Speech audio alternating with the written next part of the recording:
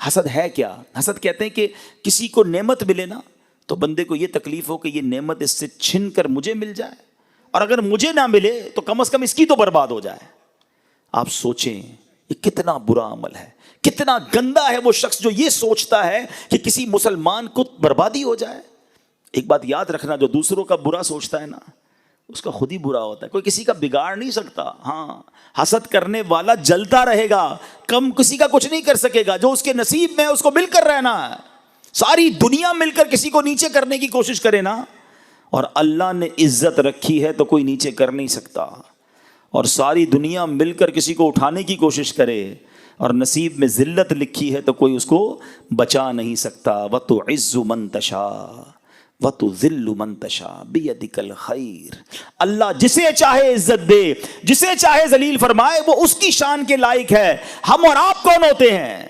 لیکن یہاں پرابلم ہے، ہمارا دوست آ کر ہمیں کہے کہ سائیں نیا گھر لیا ہے، آئیے آپ کی دعوت ہے، جائیں گے اس کے گھر پہ بریانی بھی کھا کر آئیں گے، اور جیسے ہی باہر نکلیں گے پھر کہیں گے 2 نمبر کے پیسوں سے گھر بنایا ہے۔ سوچئے کتنا برا دل ہے کہ تمہیں کسی کی خوشی میں پرابلم ہے۔ کوئی بندہ آ کر کہنا ہے نئی موٹر سائیکل لی ہے، اچھا ماشاءاللہ دکھاؤ تو صحیح، مٹھائی کب کھلاؤ گے؟ مٹھائی بھی کھا لیں گے، جیسے ہی جائے گا کہیں گے یہ چوری کے پیسوں سے لی ہے، سود کے پیسوں سے لی ہے۔ یعنی آپ سوچیں اللہ اسے دے رہا ہے، پرابلم تم کو، یہاں تک کہ کوئی حج اور عمرے پہ چلا جائے تو اس کے پیچھے بھی بری بری باتیں کر رہے ہوتے ہیں۔ وہ اللہ کے گھر جا رہا ہے، وہ مغفرت لینے جا رہا ہے، اور تم غیبت کر کے، تم حسد کر کے، تم کینہ پال کر اپنے اندر حرام جمع کر رہے ہو۔ کیوں سوچتے ہو ایسا؟ حسد کی ایک بڑی جائز پیاری صورت بھی ہے، اس کو عربی میں کہتے ہیں غبطہ اور رشک۔ وہ کیا ہے کہ اگر کسی کو آپ دیکھتے ہیں کہ اللہ نے اس کو اچھا چہرہ دیا ہے، شہرت دی ہے، دولت دی، اب اللہ سے دعا کرو نا، یا اللہ اس کو دی ہے مجھے بھی دے دے، اس میں کوئی حرج نہیں ہے۔ ہمارا مائنڈ بہت تھوڑا سا ہے، ہمیں لگتا ہے اس کو موٹر سائیکل مل گئی، اس کو گاڑی مل گئی، اس کو شہرت مل گئی، مجھے کیا ملا؟ کچھ نہیں ملا، یا اللہ اس کا مجھے چھین کے مجھے دے دے۔ یہ تو وہ کہے کہ جس کو یہ ایمان ہو کہ اللہ کے پاس اتنا ہی تھا، اس کو دے دیا اب اللہ کے پاس ختم ہو گیا، معاذ اللہ، ایسا تو ہے نہیں۔ میرے رب کے خزانے تو بھرے ہوئے ہیں نا، اب اللہ سے کہے یا اللہ اس کو بھی اور دے، مجھے بھی دے دے، تیرے خزانوں میں کمی تھوڑی ہے، تو نے جب اس کو عزت دی ہے مجھے بھی دے دے، اس کو دولت دی ہے مجھے بھی، ایسا کرو نا۔ یہ کیوں سوچتے ہو کہ اس کا چھن کر مجھے مل جائے؟ چھن کے ملے گا نہیں، تم جلتے ہی رہو گے۔ حسد کرنے والا دنیا میں بھی جلتا ہے اور آخرت میں بھی جلتا رہے گا۔ ایک جملہ یاد کر لو آج، اور وہ جملہ یہ ہے، سب کا بھلا سب کی خیر، سب کے بھلے میں اپنی خیر۔ ہاں، یہ دنیا میں دعا کرتے رہا کرو، یا اللہ تو سب کا بھلا فرما، سب کی خیر فرما، ان سب کی بھی خیر فرما، میری بھی خیر فرما۔ وہ کریم ہے، وہ عطا فرمائے گا تمہیں۔ اللہ کرے کہ یہ بات سمجھ آ جائے، یہ جو دشمنیاں ہیں نا، یہ جو کینہ ہے، یہ بغض ہے، یہ حسد ہے، یہ نکالو دل سے۔ واللہ یہ کولیسٹرول سے بڑی بیماری ہے، یہ تمہارے بلڈ پریشر اور شوگر سے بڑی بیماری ہے۔ ارے کولیسٹرول بڑھ گیا تو ہارٹ اٹیک کر دے گا، یہ بغض اور کینہ اور حسد بڑھ گیا تو ایمان لے لے گا۔ کدھر جاؤ گے؟ کیسے اس سے نکلو گے؟ اب آخر میں نے آپ کو حسد اور کینہ کرنے والے کا انجام بھی بتا دیا، کینہ سے دل صاف رکھنے والے کا انعام بھی بتا دیا۔ اب میں آپ کو علاج بھی بتا دیتا ہوں۔ دعوت اسلامی والے صرف پرابلم نہیں بتاتے، الحمدللہ سولوشن، علاج بھی بتاتے ہیں۔ ٹھیک ہے، اب علاج کیا ہے؟ پہلا علاج، اور وہ دل کی تمام بیماریوں کے لیے ہے، ٹھیک ہے، چاہے وہ تکبر ہو، چاہے وہ حسد ہو، چاہے وہ ریاکاری ہو، چاہے وہ جناب عجب ہو، خود پسندی ہو، یا یہ بغض ہو، کینہ ہو، جتنی دل کی بری بیماریاں ہیں نا جو ایمان برباد کر، سب کا علاج، سب سے پہلا علاج، اور وہ ہے دعا۔ اللہ سے دعا کرتے رہا کرو، یا اللہ میرا دل صاف کر دے، اے اللہ تکبر سے پاک کر دے، بغض سے پاک کر دے، کینے سے پاک کر دے، میں برا ہوں میرے مالک، میرے دل کو صاف کر دے۔ دعا کرو نا، اللہ ہم کمزور ہیں، اللہ تو کریم ہے نا، وہ نگاہ رحمت فرمائے گا تو یہ دل صاف ہو جائے گا۔ پہلا دعا کیا کرو، ٹھیک ہے۔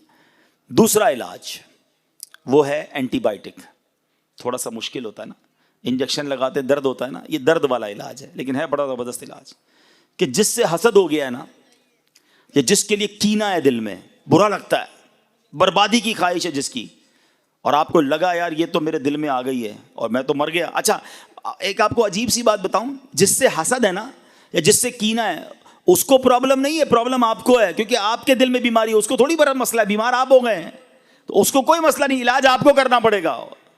تو اب علاج یہ ہے کہ اب اس کے لیے دعا کریں، جس سے حسد ہو گیا نا اسی کے لیے دعا کریں. اور دعا کیا کریں؟ مثال کے طور پہ کسی کی خوبصورتی سے حسد ہے، یار اتنا اچھا چہرہ کیوں ہے اس کا، اب دعا کریں یا اللہ اس کو اور اس کی خوبصورتی میں اضافہ فرما.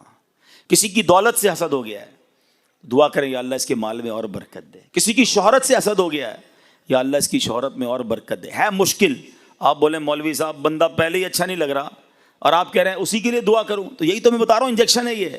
تھوڑی تکلیف ہوگی آپ کو لیکن اس کا فائدہ بتا رہا ہوں. جب آپ اس کے لیے دعا کریں گے نا اس وقت آپ کو بھاری پڑے گا، لیکن آہستہ آہستہ کیا ہوگا کہ جب آپ دعا کرتے رہیں گے تو دل اس کے لیے صاف ہو جائے گا.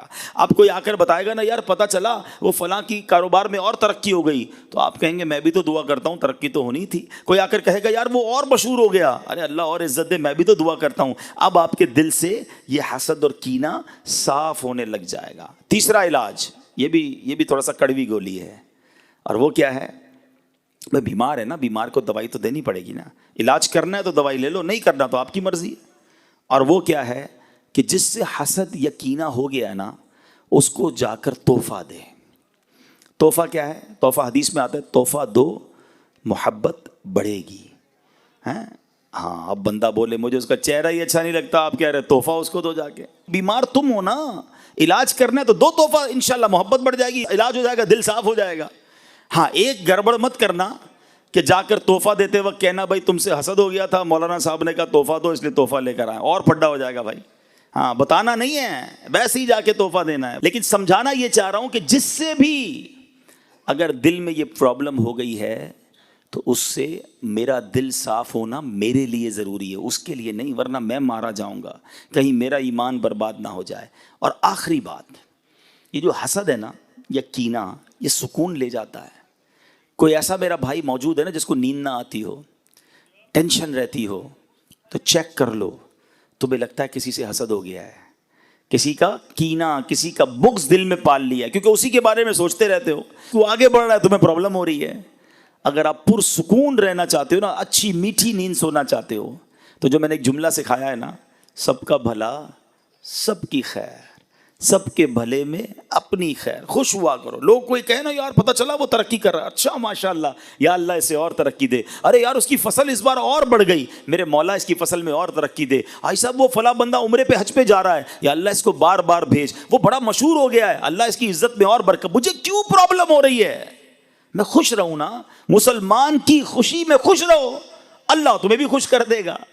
کتنا عجیب دل ہے اس بندے کا جو مسلمان ترقی کر رہا ہے، اس کو ٹینشن ہو رہی ہے. اگر سکون کی نیند سونا چاہتے ہو نا، ٹینشن فری لائف گزارنا چاہتے ہو، تو لوگوں کا بغض، حسد اور کینہ دل سے نکالو. کبھی کسی کا برا نہ چاہیں، آپ چاہ کر بھی کسی کا برا نہیں کر سکتے، کیونکہ جسے رب نے نوازنا ہے اسے کون روک سکتا ہے. تو اللہ کرے آج کے اس بیان میں یہ ایک باطنی بیماری، ایک یا دو باطنی بیماریوں کے بارے میں میں نے بیان کیا، ورنہ سچی بات پتہ کیا ہے؟ علم سیکھنا بہت ضروری ہے.